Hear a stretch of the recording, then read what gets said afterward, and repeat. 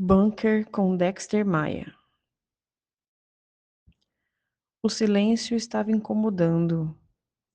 Passamos 2 dias ouvindo barulhos de lutas, rosnados e lobos gritando do lado de fora do bunker. O que não esperávamos era que o silêncio seria ainda pior. O barulho avisava que havia movimento do lado de fora, então sabíamos que não era seguro sair. Mas o silêncio não era normal. O silêncio não era sinal que estávamos seguros. É sinal de não sabermos o que se passava do lado de fora. Tínhamos mantimentos para mais alguns dias. Aliás, aquele bunker, construído no jardim daquela mansão, estava pronto para receber mais pessoas do que tinha naquele momento. O Sr. Dexter Maia havia me visto caminhando pelo jardim à noite, enquanto cães atacavam a mansão, e achou que estava sendo perseguida por cães. Foi até mim, ofereceu proteção. Me encaminhou até a porta do bunker, que fica atrás de uma fonte no jardim, e me colocou para dentro, e fechando a porta em seguida. A porta do bunker é da mesma cor, exatamente a mesma cor que a fonte. A porta de ferro grossa se abriu e eu fui praticamente conduzida para dentro, onde em seguida ele fechou a porta atrás de si. Enquanto eu estava lá dentro, surgiu uma escada estreita e escura. Se não houvesse luz no andar de baixo, eu não enxergaria. Desci rumo à luz. O local estava aceso, era uma espécie de sala enorme, com um sofá grande, um tapete e uma mesa de centro. Não haviam janelas. Claro, estávamos no subsolo da mansão. A um canto havia uma espécie de cozinha, com uma geladeira, pia, um armário pequeno e micro-ondas. Não havia fogão de gás, e sim um fogo elétrico. Manias de americano. É normal isso em casas. Haviam 2 banheiros, onde fazíamos nossa higiene e necessidades. Dormíamos em saco de dormir, disposto no chão, ao longo do bunker. Não estávamos sozinhos. Estávamos em algumas pessoas no bunker. Eram 12. Todas elas seguras dentro do bunker. A minha curiosidade imperava, mas preferi não perguntar enquanto ouvia barulhos violentos do lado de fora do bunker. Foram 2 dias em silêncio do lado de dentro do bunker, ouvindo ruídos de violência e briga do lado de fora. 2 dias e, enfim, o silêncio se fez do lado de fora.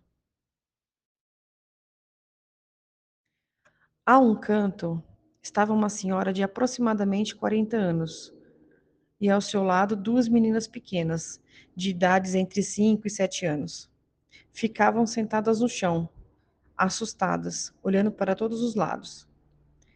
Me sentei ao lado de uma das crianças, em silêncio, apenas para que eles se sintam melhor, e foi o que aconteceu. Algum tempo depois, uma das meninas se encostou em mim e adormeceu. Dexter estava andando de um lado para o outro, sempre atendendo todo mundo, procurando acalmar todo mundo ali dentro do bunker. Ele quem solicitava ajuda para distribuir comida, organizava a limpeza no local, procurava ouvir as pessoas, nem parecia a mesma pessoa que os jornais acusavam como pedófilo. Dexter tinha aproximadamente 50 anos. Era calvo e o pouco de cabelo que tinha era branco. Durante minhas pesquisas sobre ele, apareceram algumas fotos, e eu diria que aquele homem que estava na minha frente dentro do bunker estava notavelmente mais envelhecido e mais magro, com enormes olheiras denunciando noites e noites sem dormir.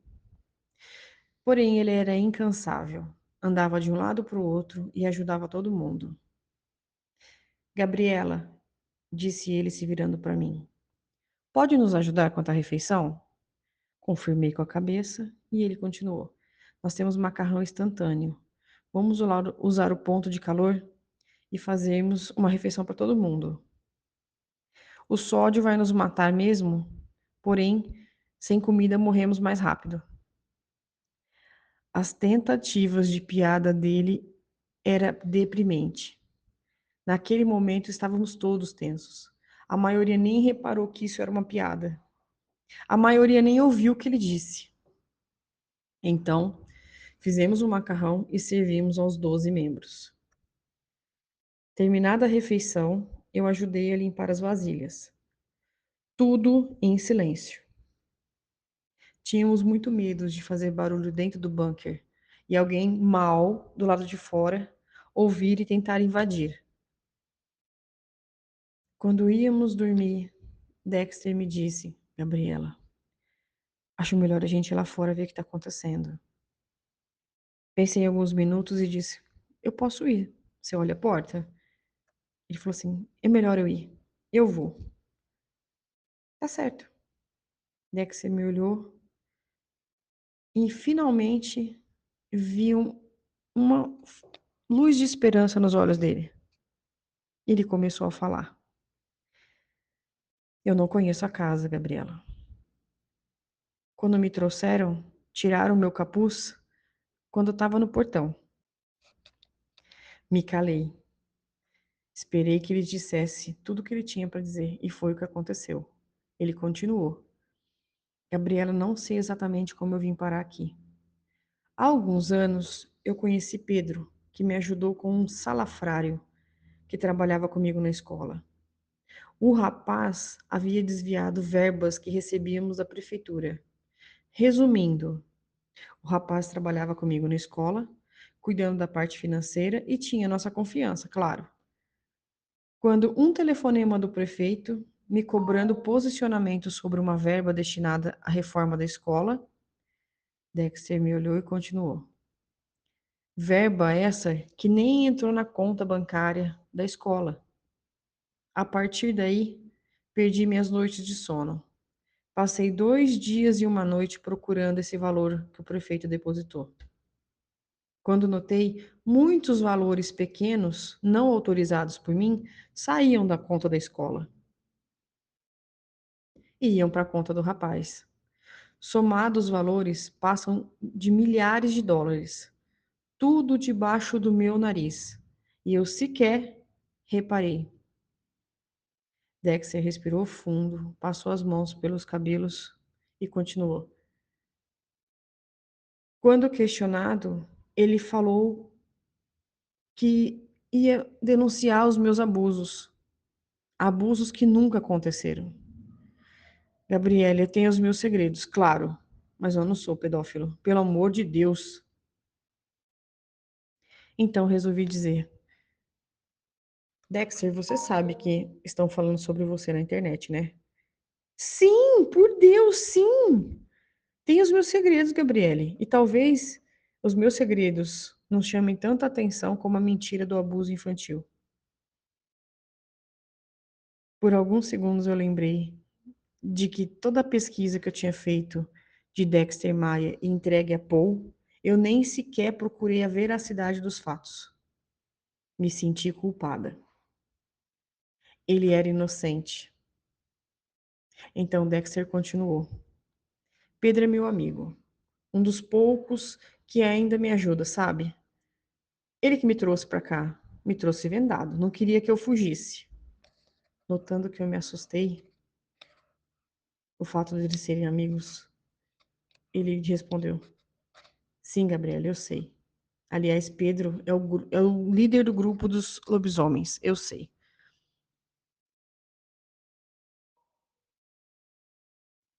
Qual é o nome do rapaz que te roubou, você sabe? Do rapaz da escola? Sim, é Nico. Nico Garcia. Esse nome não era estranho para mim. Nico era o nome de um dos agentes da Discovery que veio me visitar na biblioteca. Seria uma coincidência? Dexter continuou. E você é filha dele? Do Nico? Não, por Deus! Ele riu divertido. Não, do Nico. Você é filha do Pedro. Olha, ele diz que sim. Mas eu acredito que sim. Dexter, como conheceu Pedro? Diria que Pedro está no lugar certo na hora certa. Por isso sempre vou ao jardim. Ele aparece por lá sempre que preciso. Foi nesse momento que ouvimos batidas na porta do bunker, vindas do lado de fora.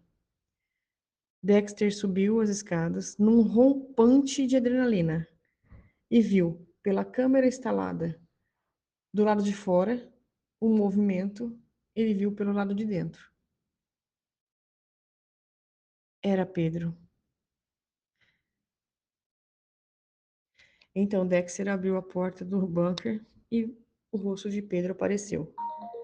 Gabriela, você está bem? Confirmei com a cabeça e não deixei passar o rosto abatido de Pedro. E ele continuou: Estão todos bem? Todos confirmaram. Um mal-estar repentino dominou meu corpo. Uma sensação de perigo iminente dominou meu ser. Pedro, eu disse, tem alguém lá fora tentando entrar. Disse isso e senti uma dor insuportável pelo meu corpo. Eu emiti alguns sons, o que fez com que todos me olhassem com espanto. Pedro saiu do bunker falando com urgência pelo telefone, enquanto do lado de fora o movimento de pessoas ia aumentando. Dexter, sempre atencioso, me esticou um copo d'água. Eu me sentia enjoada e com muita dor. Gotas grossas de suor brotavam do meu rosto, do meu pescoço. Em segundos, Pedro entrou novamente pela porta do bunker, retirando todos os outros 10 membros, deixando apenas Dexter e eu. Dexter ficou porque fez questão de não me deixar sozinha. A porta se fechou e Dexter se manteve por perto. Uma toalha limpa e úmida foi colocada na minha testa. Dexter, sim? O que está acontecendo? Ora, uma transformação, querida. Eu estou me transformando no quê? Em um lupino. Eu teria protestado se ele não fosse mais concentrado do que a dor. A dor estava muito grande, preferi me calar. Seria como se todo o meu corpo estivesse espasmando e contorcendo em uma única dor. Eu estava deitada no chão e tremia, me contorcia. Minha roupa estava sendo rasgada pelo meu corpo, sem ao menos eu encostar a mão. A porta se abriu novamente e Pedro entrou. Vendo a cena, ele ficou preocupado, sentou do meu lado e disse: Gabriela, não lute contra a dor. Deixe fluir. Eu riria. Juro que eu riria. Já pensaram o que acontece com o seu corpo quando você sente dor? Seu corpo todo se contrai. Não tem possibilidade de relaxar. Fala isso para uma mãe que está em trabalho de parto. Respirei fundo, deixei oxigenar meu cérebro. Estava deitada, de barriga para cima. E de repente, em um movimento rápido, me virei e apoiei os joelhos no chão e as mãos também. E gritei. Parecia que aliviava. Gritei, gritei, foi muito, e eu escutei a minha voz mudando, ficando mais grossa. Minha roupa inteira foi rasgada, sem ao menos eu pôr a mão. Pedro e Dexter se olharam e, em silêncio, sabiam o que estava acontecendo. Ninguém deles tinha dúvida, só eu. A dor foi diminuindo, foi dando lugar à adrenalina. Fiquei de pé, quase bati a cabeça no teto do bunker. Como que eu cresci tanto? Foi quando eu notei que meu corpo estava coberto por pelugem branca. Pedro disse: Uma albina. Meu Deus, Dexter disse. Eu gritei, mas não saiu um grito. Saiu um uivo. Pedro subiu as escadas correndo e abriu a porta e me deixou sair. Era de dia. Eu queria movimento, então a porta aberta eu corri. Corri pelo jardim, pulei o muro da casa e ganhei a rua. Abri os olhos, tentando enxergar no meio da escuridão. Era noite, estava ao relento e eu estava deitada sobre a grama. Pelo menos era o que eu sentia. Não enxergava nada, absolutamente nada à minha frente. Meu corpo inteiro doía e pelo frio notei que estava sem roupa, sem nenhuma roupa. Me levantei aos poucos, sentindo muitos músculos doloridos do corpo. Quando consegui firmar a perna no chão, vi algumas luzes a uma certa distância. Onde eu estava? Não sabia. Senti o cheiro próximo de comida. Senti fome. Estava muito escuro. Ouvi barulho de uma motocicleta à distância e me dirigi aonde estava o barulho. Conforme caminhava, senti um mal-estar absurdo. De novo. A sessão de dor estava só recomeçando. Oh, droga! Cheguei a ver a moto mais próxima. Pela claridade do farol, a rua estava de terra batida. Estava a cerca de 100 metros de distância da moto, mais ou menos, quando uma dor aguda me atingiu no abdômen, fazendo com que eu caísse no chão. Então eu gritei. Mas ninguém ouviu. Enfiei os dedos na grama. Mais uma vez a transformação. Foi quando a minha visão ficou amarela. Porém, eu via tudo com claridade. A noite deixou de ser um empecilho para mim. Com a visão aumentada, notei que não estava sozinha. Tinha mais alguns lupinos comigo, a uma certa distância, me observando. Reconheci entre eles Paul e Pedro.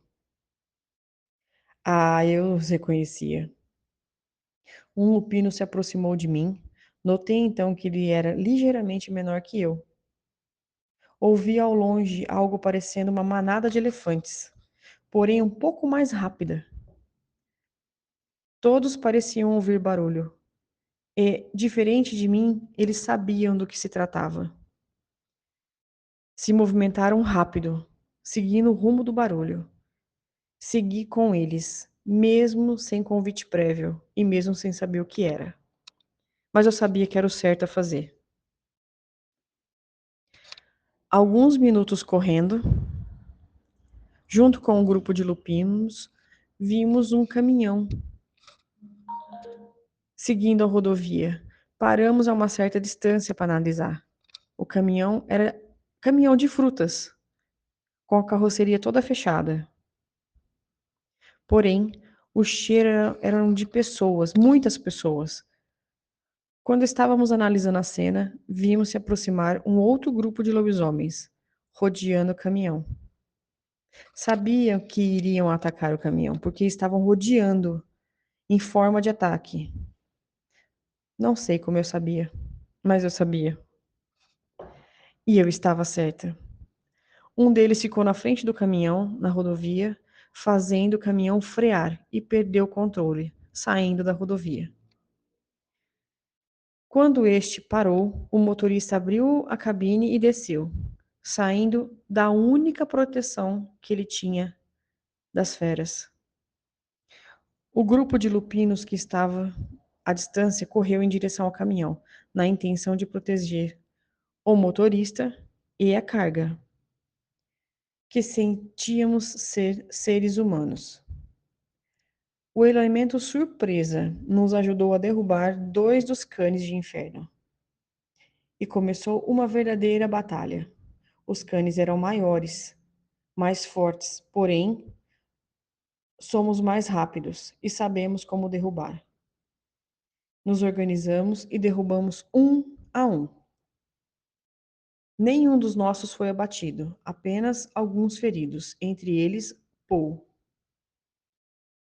Pedro foi até o baú do caminhão. Até então estava fechado e seguro. Pedro abriu. Estávamos certos. Haviam famílias e famílias dentro do caminhão. Todos seguros, pelo menos dos cães. Pedro fechou o baú e seguimos para a mansão. Claro, Pedro. As chances dela não ser um lupino era de 50%, disse Dexter. Como eu não havia percebido antes, disse Pedro, sentado em uma mesa de madeira, junto ao Dexter, bebendo um copo de uísque. Virou em um só gole e fez careta. Meu amigo, ela é um albino. Não, não, Pedro. Ela é um anjo. Pedro começou a chorar. Depois da minha transformação, meus sentidos aumentaram. Todos os meus sentidos.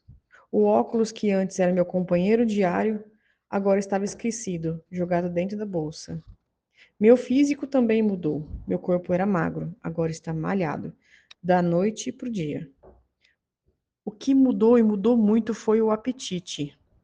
As pizzas já não me caem bem, como antes, é indigesto. Prefiro alimentos contendo carnes. Não, pelo amor de Deus, eu não como pessoas. Eu falei carne de animais.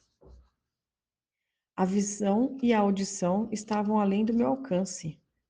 Pedro estava conversando com Dexter a cerca de 50 metros de mim e eu os ouvia como se estivesse lado a lado. Ela se transformou muito bem em meio a uma guerra, disse Pedro. A guerra sempre existiu, meu amigo. Afinal, vocês não existem para a sociedade. A Discovery faz questão de não incluir vocês. Pois é, o ataque de ontem no caminhão não tem nada a ver com a Discovery. Pedro, Gabriela sabe conversar. Ela é inteligente. Quem sabe ela não tem então um acordo com Júlio. Ela mal se transformou. Você já quer jogar ela pros canes? Ela sabe lidar com problemas, meu amigo. Você viu ela sob pressão.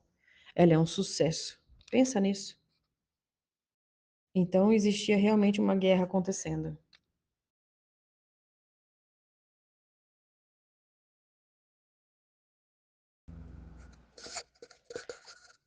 Já havia notado que existia uma guerra. Afinal, os ataques de 2 dias antes deveria ser pela Descobre ou pela Alcateia Canis. Eu precisava me informar. Caminhei pela enorme mansão, agora mais segura do que antes. Entre os lupinos havia algumas mulheres e crianças, sempre mantidas à distância, em segurança. Segui até a cozinha, onde havia cerca de 5 homens conversando animadamente, e entrei em silêncio, sem que me vissem. Sentei no balcão e observei eles conversando. Agora o Pedro tem uma rainha, como filha, mas ainda assim uma rainha. O outro disse: Acho que Lupino Albino é mais forte? Sim, trouxa, disse o primeiro, balançando a cabeça. Mais forte que todos, e mais quentes também. Todos tiraram sarro. Um terceiro disse: Ela deve ser uma delícia na conjunção carnal, hein?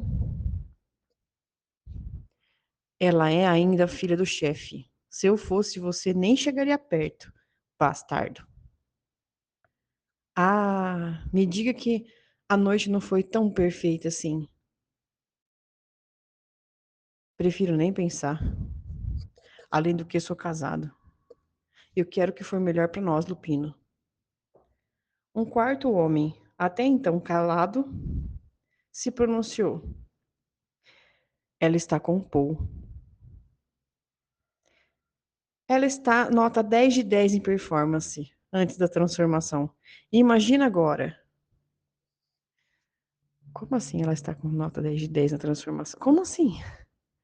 Eu ali ouvindo toda aquela besteira, esperando o momento certo de entrar na conversa. Foi então que eu notei que eu não era a única a observar aquele todo besterol.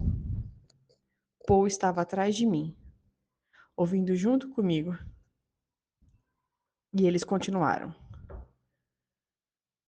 Ontem foi por pouco aquele caminhão cheio de pessoas. Eles tiveram uma segunda chance. Sim, disse outro. Graças ao serviço de babá que o patrão pediu para fazermos com a garotinha.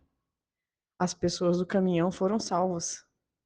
Sim, sim, todos confirmaram. Mas ainda prefiro ser babá do que enfrentar um cane sozinho. Sim, todos confirmaram. Foi quando Paul pigarreou. E então, só então eles notaram nossa presença. Viram que estávamos lá há algum tempo e tentaram disfarçar. Paul, você está melhor? Perguntou um dos 5 tagarelas. Sim, obrigado. Ótimo. Vamos, vamos voltar ao trabalho. Façam isso, disse Paul, me encarando. Estragou meus planos de investigar.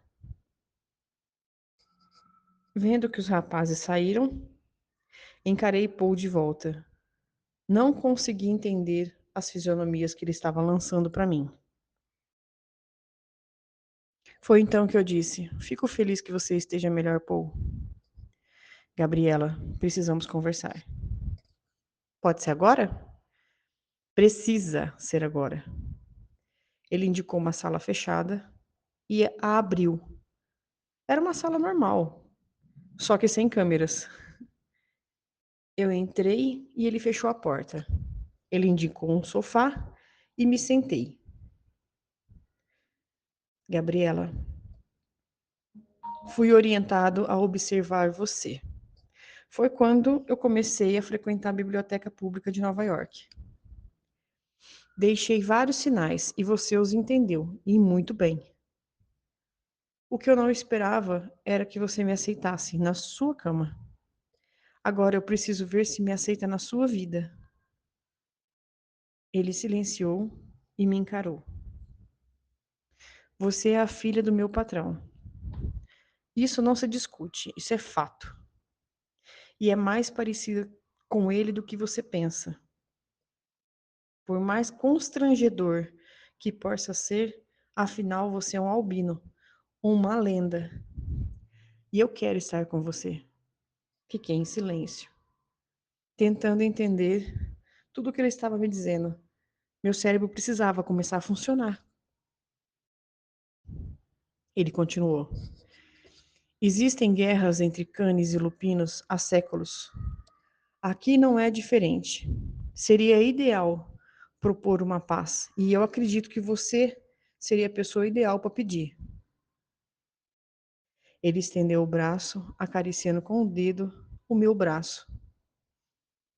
Júlio é um lupino e lidera a Alcateia canis. Creio que se dariam bem. Podemos agendar um encontro entre vocês dois para começar a perguntar sobre a paz e respirei fundo e perguntei: como um canis libera uma alcateia? Como um lupino. Pera, confusa. Como um lupino lidera os canis? Essa pergunta fazemos há anos. Não chegamos a nenhuma conclusão. Hoje, nosso principal inimigo é a Discob. Poderíamos unir canis e lupinos e marque o encontro. Paul sorriu, ficando sério novamente em seguida. O que foi dessa vez, Paul? Júlio. O que tem ele? Ele vai tirar você de mim. Eita, como assim? Gabriela. Júlio é um albino.